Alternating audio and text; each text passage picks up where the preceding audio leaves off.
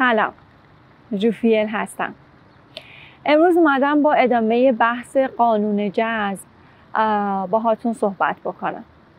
بهتون بگم که واقعیت پشت قانون جذب چیه و چی کار باید انجام بدین تا بتونین از درست ترین راه به هر چیزی که میخواین برسین. پس با من همراه باشید.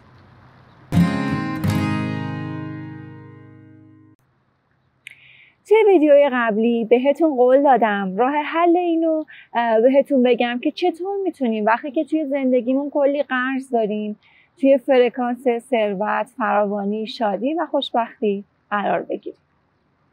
یکی از کارهایی که میتونین انجام بدین اینه که شمایی که الان توی همون لحظه که اونجا نشستی و نمیتونی اجاره خونت رو بدی، درسته که نمیتونی بری یه ماشین مدل بالا بخری یا اینکه مثلا بری همون لحظه این اتفاقات برات بیفته، ولی سوال اینه که توی چه فرکانسی تو اون لحظه داری عمل میکنی؟ فرکانس کم بودن، کم داشتن، نداشتن، پایین بودن، من لیاقتشو ندارم، هیچ وقت برای من درست نمیشه، همیشه برای بقیه میشه، برای من نمیشه، از اولش هم من شانس نداشتم. همه اینا حرفاییه که اون صدای ذهنه هست که راجع به همه چی داره نظر میده. همینطور مدام داره محکومت میکنه و مدام داره بهت میگه دیدی از اولش هم کار درست نبود. از اولش هم برای همه میشد، برای تو نمیشد. تو اصلا یه جای کارت میلنگه. تو اصلا شانس نداری. این قانون جاذبه است. قانون طبیعته. میگه تا زمانی که شما توی اون فرکانس باشی چیزی به جز مشابه همون فرکانس رو جذب نمی کنی. بنابراین تلاش بیهوده نکن. حالا ممکنه که تو بگی که من نمیخوام توی اون فرکانس باشم، چیکار کنم که اون تو فرکانس فراوانی و ثروت و همه نعمات قرار بگیرم؟ بهت میگم بهترین کار اینه که تمرین کنی یه قدم احساساتو ببری سمت بالاتر. چون فرکانس ثروت، فراوانی، عشق، لذت از زندگی و احساس کامل بودن همه اینا یکیه. شما وقتی توی فرکانس شکرگزاری قرار بگیری، البته اینم بگم شکرگزاری معنیش این نیست که مثلا بگی که خدایا شکرت که الان این ماشین دارم. این یعنی این که من اگه این رو از من بگیری دیگه شکرگزار تو نیستم. این اصلا شکرگزاری نیست. یه جورایی مثل بردهداری میمونه که اگه این چیزا رو بهم بدی سر تعظیم فرود میارم، اگه ندی برام مهم نیست، دیگه بهت خدمت نمیکنه.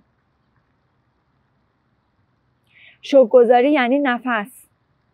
سعدی میگه هر نفسی که فرو میرود ممد حیات است و چون برمی آید مفرح ذات. پس در هر نفسی دو نعمت موجود است و بر هر نعمتی شکری واجب. اون شکرگزاری یعنی اینکه درسته که شما همین لحظه که اینجا نشستی با همه مشکلات و مسائلی که داری دست پنجه نرم میکنی، توی قلبت یه دلیل پیدا میکنی که توی همون لحظه‌ای که اونجا نشستی از زندگیت راضی باشی، حتی اگه کوچکترین بهونه باشه.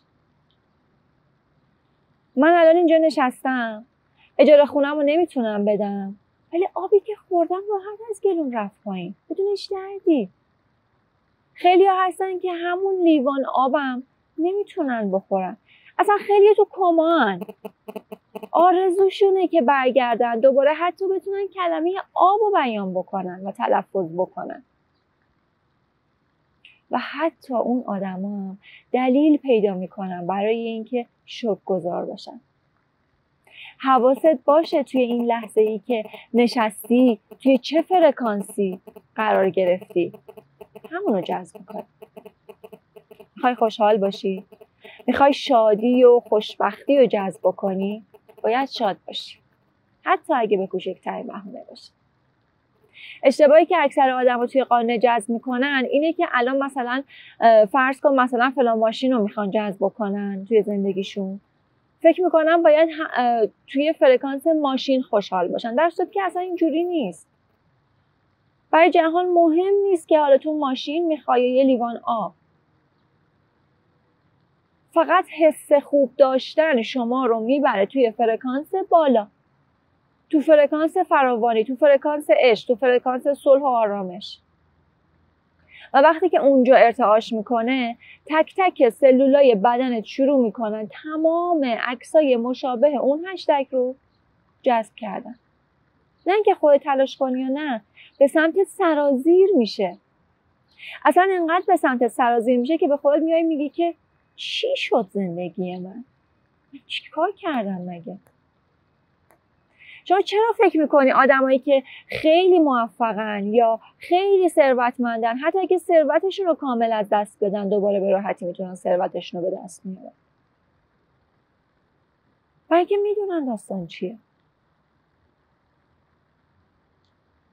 بنابراین توی هر لحظه زندگیت که نشستی و داری با خودت میگی که من اصلا اعتقاد ندارم به قانون جذب، اینا هیچ کدوم اتفاق نمیفته، یا مثلا اینا همش چرت و پرته، یا از اولش هم شانس نداشتم، اون لحظه زمانیه که باید به خودت بیای بگی که من الان که دارم این حرف رو میزنم چی رو دارم به خودم جذب میکنم و جواب بده به سوالت. اصلا بنویسش یا اصلا به خودت بلند بگو جوابتو. لطفاً هوشیار باشید، لطفاً از حالت خواب و اتوپایلوت در بیاین، از این خواب زمستونی که هزاران سال ما توشیم لطفاً بیدار بشین. یه لحظه مسئولیتش به عهده بگیر، بگو من الان این کلمه‌ای که از دهنم در اومد چیو دارم جذب میکنم؟ دارم رنج و بدبختی رو جذب میکنم؟ دارم بدبختی و تاریکی رو جذب میکنم؟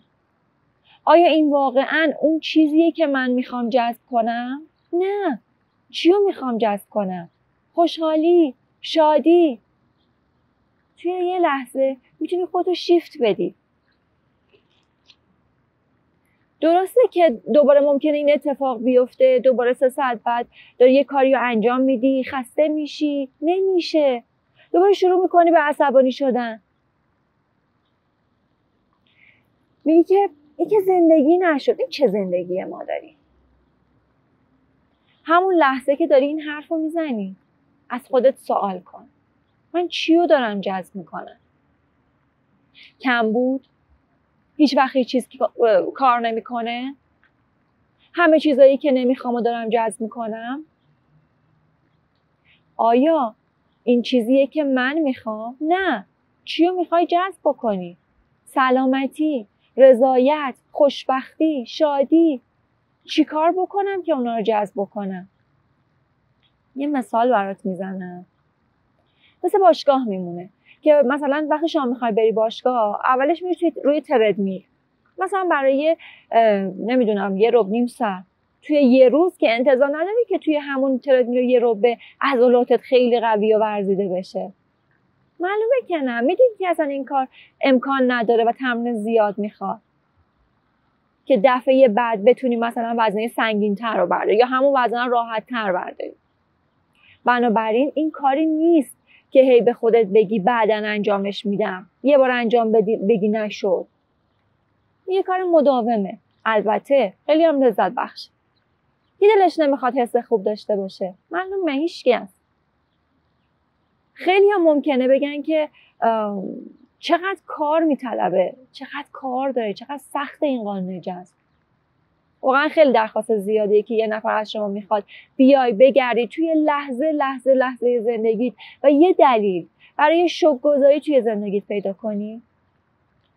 و وقتی که توی لحظه ها داری دنبال حس خوب میگردی، به خودت میای میبینی توی 24 ساعت از یه روزت کلی حس شادی و رضایت و خوشبختی پیدا کردی و کل روزتو توی اون فرکانس زندگی کردی. بعد یاد میگیری که توی اون فرکانس زندگی بکنی و به یه جایی میرسی که دلت نمیخواد که از اون فرکانس بیای بیرون. حالا یاد میگیری که چی دوست نداری. خب حالا چی دوست داری؟ ابراهام هیکس میگه که یه چوب رو در نظر بگیر، یه سرش چیزیه که دوست داری، یه سرش چیزیه که دوست نداری. دو تا سر یه قطعن، دوتاش مربوط به یه تیکه چوبن، از هم که جدا نیستن که. اگه متوجه میشی که یه چیز اون طرفش هست که دوست نداری، کاری نداره، این طرفش رو نگاه کن. منتها بعدش مردم میگن که خب حالا من میفهمم که فرکانسم باید بالا باشه و چه اتفاق نمیفته. چقدر آدم باید توی این فرکانس باشه؟ یا مثلا خیلی دیگه کلافه میشن میگن ای بابا ولم کن، بذار تو همون حال خودم بمونم، کار به کارم نداشته باش. خب معلومه شما عادت کردین به اون فرکانس پایین. تو فرکانس راحتین، چون یه عمر توی همون فرکانس بودین و برات اومدن بالا توی اون فرکانس بالاتره خب سختره. قانون جذب میگه شما اون چیزی رو جذب میکنی که خودت همون هستی. میخوای صلح جذب کنی، بری فریاد بزنی که آی ظلم هست، آی بدی هست، شما صلح جذب نمیکنی.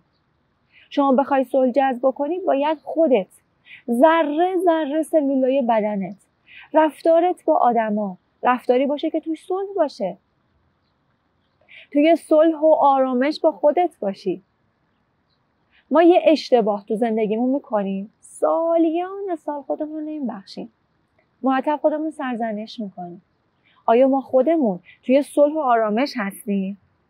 وقتی که خودت با خودت توی صلح و آرامش نیستی، چطور انتظاره تو سطح جهانی اونا صلح و جذب کنی؟